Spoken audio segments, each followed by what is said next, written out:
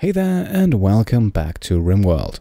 My name is Pete and today we complete another episode of our Rimworld Extreme Desert Challenge, and somewhat fittingly our colonist steak is still suffering from gutworms, so just like in the last episode, getting enough food will probably be the main problem.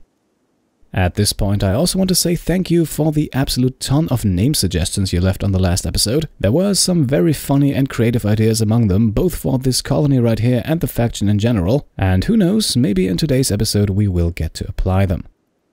For the time being, however, we can watch a well-rested steak tend to his gutworms again, and we are once again using medicine for this. I would say every little bit helps and we need to beat this disease as fast as possible. Okay, a tent quality of 22%. I think in the last episode we achieved something around that number even without medicine, so it's not great, but considering steak's medical skill, it is a decent amount of progress.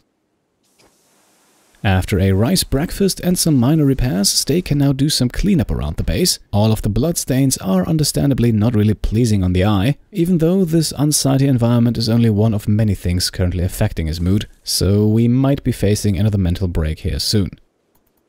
However, at least the cleanup work is completed without protest. That is of course excluding that small puddle of puke next to the hoopstone ring, but I'm sure steak will take care of that shortly. For now, he has officially consumed our last rice reserves, and with that also the last bit of food we had in our storage room. But in the last episode we thankfully hunted not one but two dromedaries, and the second corpse here will provide us with more meat for the next few days. Afterwards, it's then already time to go to bed, at least for a brief moment, because shortly after lying down, a caravan arrives in the desert. And we can see this is a fairly sizable group of traders here, so perhaps they can sell us something useful. In any case, their arrival changes our strategy a bit, because as you might remember, in the last episode I mentioned that we were probably going to skip the Tribespeople of Fortune quest. Despite some backup, a potential raid of 4 attackers against 2 of our own did not really seem appealing to me, but with the arrival of those traders, the odds have changed. Now of course we won't be able to directly control the traders, but any hostiles on the map will be attacked by them, and with that in mind I now feel very confident about accepting this quest. Now, this immediately drops in the sniper anarchist, the man who is going to help us out in this fight, and we can see here, apart from shooting things, he's also a decent miner and very good with people. So let's have him put those skills to use while we wait for the attack, or well, let us in fact first give our faction and our settlement a name.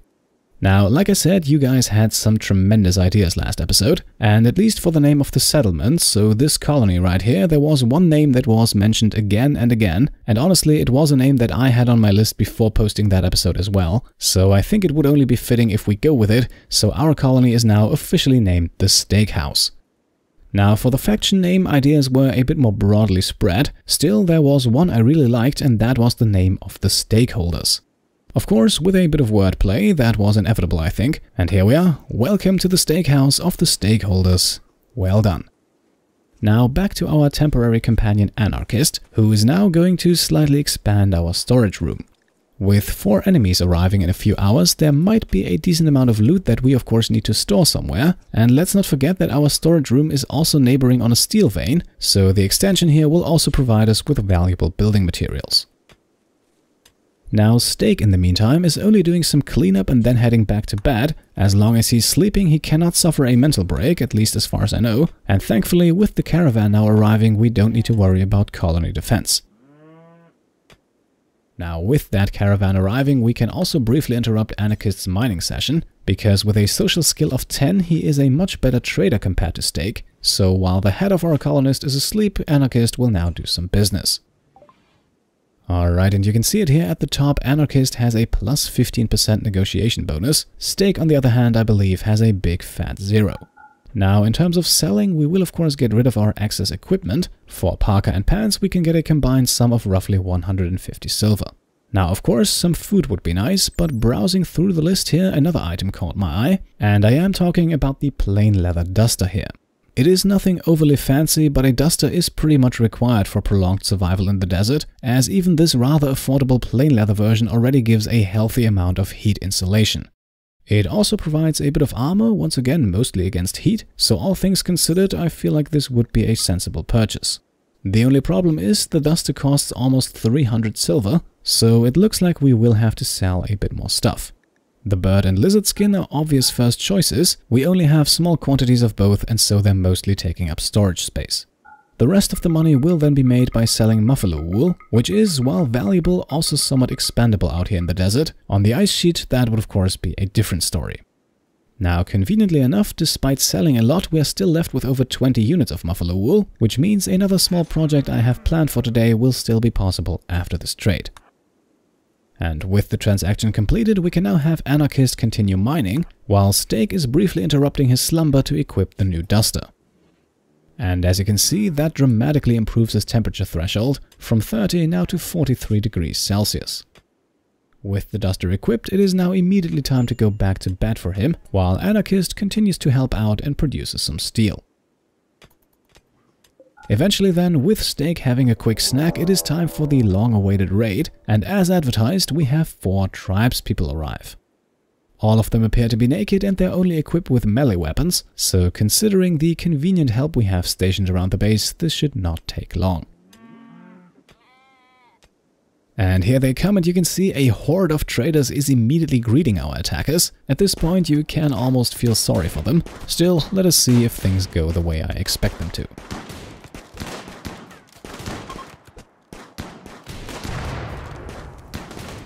Okay, this did not take long. All 4 tribespeople have been absolutely brutalized. The traders, however, did suffer 1 loss of their own.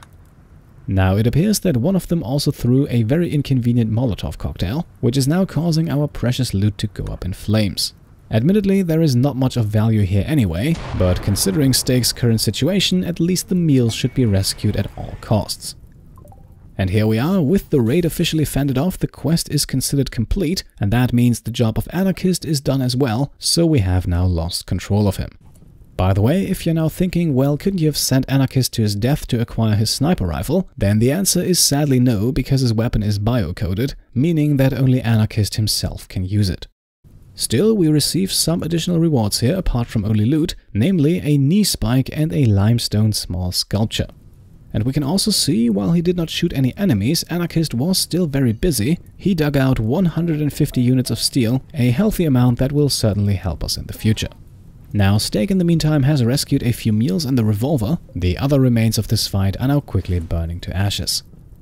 Now at this point we can do one more small trade, because the knee spike we just received is a useful item for melee fighters, but that is not really what I would call Steak. Instead, he is very hungry, so let us exchange the item for some food. We could at this point also sell the limestone sculpture for a bit more money, but that one will actually be pretty useful in Steak's bedroom, so right now we're only purchasing 30 units of bison meat here. With meat, meals and revolvers safely stored away, it is now time to install the sculpture, and doing so is actually a significant upgrade for Steak's bedroom. As you can see here, the room is now considered decent, with a beauty rating of pretty. And that will in fact give Steak a small mood bonus whenever he's inside. For now though, he will remain outside for a while longer, because our rice is once again ready to be harvested. We can also take this opportunity to sow out a few new plants, and after a few hours the entire field is finally filled. In the early afternoon, the trade caravan is then leaving again, and Steak can clean up a bit more of the mess around the base. After a brief meal, he then heads over to the research bench, but not for long, because now we're using those 20 units of buffalo wool I was talking about earlier.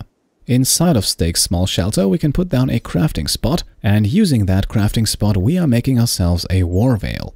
Now, a war veil is more or less a tribal face mask, and well, these days you can hardly go wrong with one. In terms of game mechanics, it only provides a small amount of armor, as well as a minor insulation against cold and heat. It also marginally increases Steak's pain tolerance, but that is not the primary reason we're crafting one. The main benefit is really the armor, as small as it may be, and another degree of heat insulation surely can't hurt either. Out here in the extreme desert we have to take everything we can get.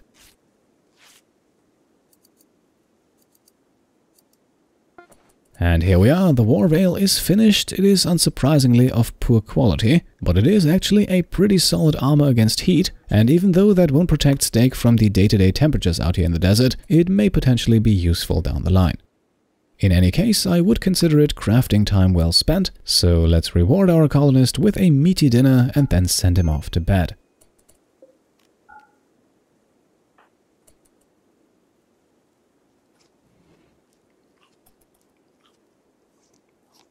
The night then passes by without any incidents, but the gutworms are still noticeable, so at 3 AM in the very early morning we have to grab another slice of meat. After some more cleanup and hoopstone playing, it is then time to declutter the storage room. All of the steel does not necessarily need to be in here. It won't deteriorate when left outside, so let's make room for some more fragile items. Afterwards, Steak can then continue harvesting rice. Not all of the plants were fully grown yesterday, and after grabbing a filling yet simple meal, we can see for the first time in a long while, Steak is actually feeling more or less fine. So let's use his good mood to keep planting. We will definitely always need some food, and this time we're extending the potato field. Before he can get to that, however, the gutworms are finally treatable again, and at this point I want to pick up on something that was mentioned in the comments of the last episode. Yes, it seems plausible that tent quality tends to be higher if the tending is performed inside. At least that is how it works when performing operations, so I don't see why it should be any different here. And indeed, 15%, that is not too shabby considering we're not using medicine, but then again I believe we still have a long way to go until the gutworms are finally cured. So let's keep planting potatoes, and while that is happening, yes, we have another caravan arrive. This one is tribal in nature, and we have pretty much sold everything of value to the one before, but who knows, perhaps they have a few interesting wares for us. Okay, that does not seem to be the case. The medicine and the pemmican are of course always of interest, but it seems like this caravan is not even interested in the most basic items like rice, wood or steel, so unfortunately it looks like we won't be making any transactions with them. That means for Steak it is finally time to continue researching, once again though not for too long, because just as he's grabbing another meal we have a heatwave strike the desert. Now, generally speaking, a heat wave is of course expected in this climate, but in hindsight I am extremely happy that we bought that duster earlier, because temperatures will very likely surpass the 40-degree mark, so the duster will protect Steak from the worst of it and keep him from suffering a heat stroke.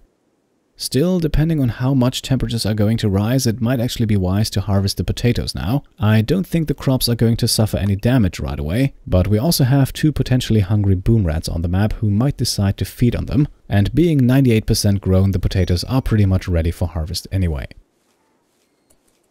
And there we are. After a few hours the harvesting is completed, and Steak hauls a lovely batch of 68 potatoes into the storage room. The new plants are also immediately being sown out, and then Steak can grab the last of his simple meals for dinner and afterwards head off to bed. Now in the early morning, with the caravan still around, we then have another quest pop up, the Sharp Raccoon. Now from that name alone you might already be able to guess what the task is. Yes, we have to take on a man-hunting raccoon, and as a reward we will receive 5 units of Glitterworld medicine. Now that reward in itself is probably already worth the risk, but considering that we also have a caravan on the map who will very likely be able to take on the raccoon for us, I think this one is a no-brainer. So with Steak getting up to go and grab a potato breakfast, let us accept the quest. All we can do now is wait for the raccoon to arrive. And that didn't take long. Here we are, a man-hunting raccoon is approaching from the north. And conveniently enough, slightly north of the base is also where the caravan is hanging out. Now, unfortunately, that caravan is now deciding to leave before the raccoon can make it over. But not only did they leave a gift in the form of 3 components, no, the raccoon is also heading right for them. So let's see how this goes.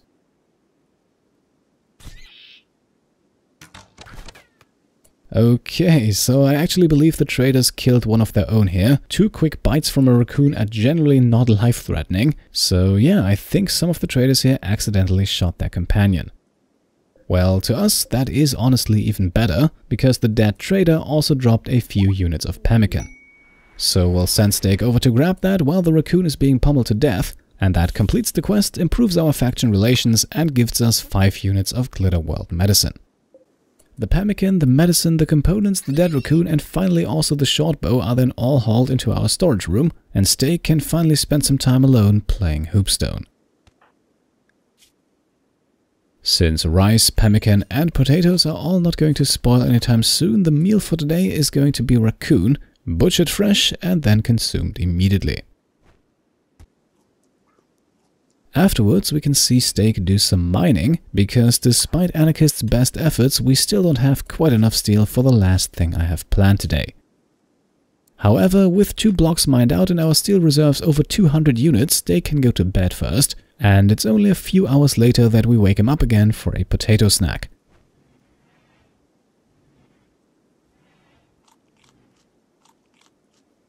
Speaking of snacks, a lone iguana has also wandered onto the map, and well, before it eats our crops, let's make sure that we eat it first.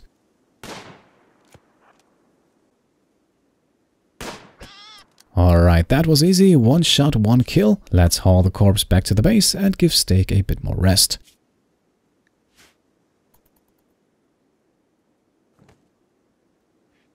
It does not take long for him to get hungry again though, so in the very early morning hours we can already see him butchering the iguana. Admittedly, it only provides food for 1 meal, but that is 1 more meal we don't have to touch our more durable food sources. Now, with a full belly, let's get to work on that project I was talking about a moment ago, because I think it is about time that we invest in some protection. For the time being, that is only going to be a simple steel wall around our base. In the future, we will of course add traps, sniping spots, turrets and all of the good stuff. This wall is mainly built to keep manhunting or hungry animals out, as well as to hopefully stop traders from running around in the middle of our base, which is not only mildly annoying from a visual standpoint, but also produces dirt and thus creates more work for Steak to clean up. Now, as you can see here, the wall is making solid progress. Steak is of course far from the best builder, so here and there a bit of construction is botched, but all in all, he is doing a pretty solid job. It appears though as if even 200 units worth of steel are not quite enough to finish the project. That has of course partially to do with some of the botched construction, but perhaps I also simply underestimated the amount of resources we would need. Luckily though, we still have a lot more steel nearby, so after a quick nap we can send Steak mining again. At this point we can also see that the gutworms can be tended again, and well, we have Glitter World medicine lying around, so we might as well use it.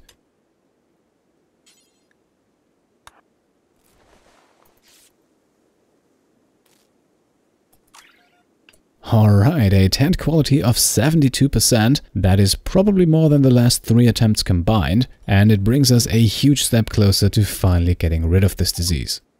At this point we also receive yet another quest, and it seems like our friends from the Black Troska tribe are slowly starting to miss us, because they are now asking us for supplies. What they're asking for, however, is more or less impossible for us to fulfill at the moment. 105 units of plasteel, I have absolutely no idea how we're supposed to get those, so unless anything changes in the next 25 days, we will have to let this one expire. So steel instead of plasteel, that is the motto for the rest of the day, and in the evening a hungry and tired Steak has finally mined out 2 more blocks.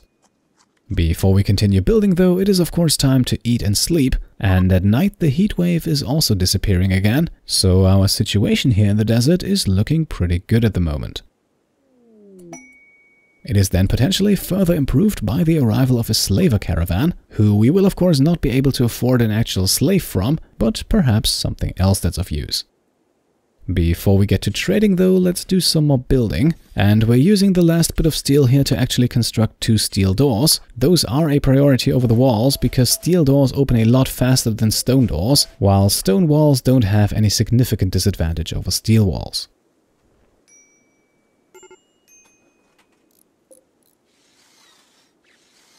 With the first door constructed, we can then also see what the traders have to offer, and as expected, none of the slaves here are anywhere near our price range, but for the price of our 3 components, we can actually afford 1 more unit of regular medicine. And yes, I know we already have Glitter World medicine, but in my experience you can never have too much, and components are easy to come by, and until we have researched electricity, we won't really be able to use them anyway.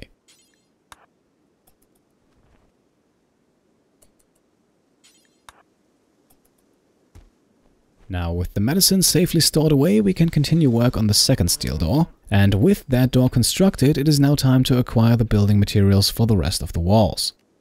Luckily, we have a slate sarcophagus next to our base, as well as 2 simple slate walls, and deconstructing all of those should hopefully yield us enough stone blocks to finish our project. Alright, that is a grand total of 53 slate blocks. That should be enough, so let's get that last bit of wall in place to wrap up the episode.